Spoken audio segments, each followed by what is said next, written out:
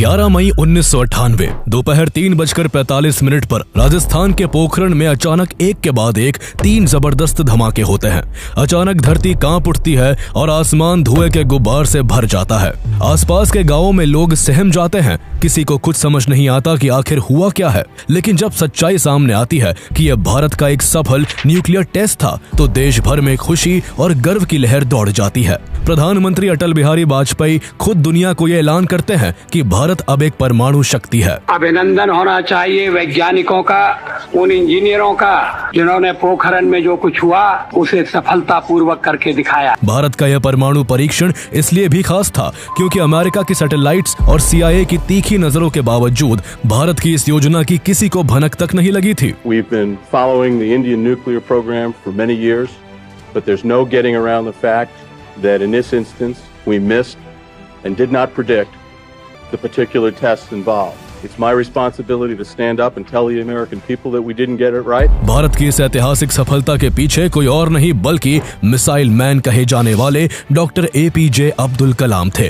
जिन्होंने न केवल ऑपरेशन शक्ति को कामयाबी तक पहुंचाया, बल्कि उन्होंने अमेरिका की आंखों में धूल झोंकने के लिए मेजर जनरल पृथ्वीराज का भेष भी धरा था। रामेश्वरम के एक छोटे से गाँव में एक नाविक के घर पैदा होने वाले अब्दुल कलाम ने अपनी मेहनत के दम पर DRDO और इसरो जैसे देश के 2 सबसे बड़े साइंटिफिक इंस्टीट्यूशंस में काम किया और भारत को स्पेस एंड डिफेंस टेक्नोलॉजी में इतना सेल्फ रिलायंट बना दिया कि जो देश कभी हथियारों के लिए दूसरे देशों पर डिपेंडेंट था, वो आज खुद वेपन्स बना भी रहा है और उसे एक्सपोर्ट भी कर रहा है।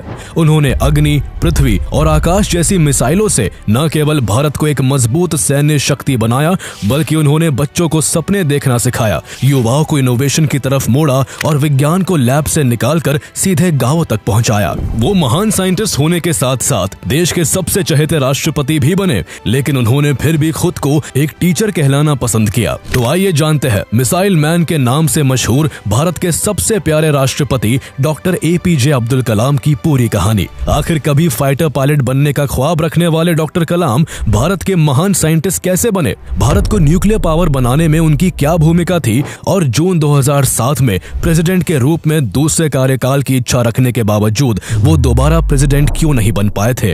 He was an eminent scientist, a people's president, a Bharat Ratna and India's very own missile man. 1962 में वो भारतीय अंतरिक्ष अनुसंधान संस्थान यानी इसरो से जुड़े और देश के पहले स्वदेशी उपग्रह SLV-3 के प्रोजेक्ट लीडर बने। डॉक्टर कलाम ने 1998 में पोखरण 2 के परमाणु परीक्षण के दौरान अहम भूमिका निभाई थी। For India, Dr. Kalam is one sun that will never set.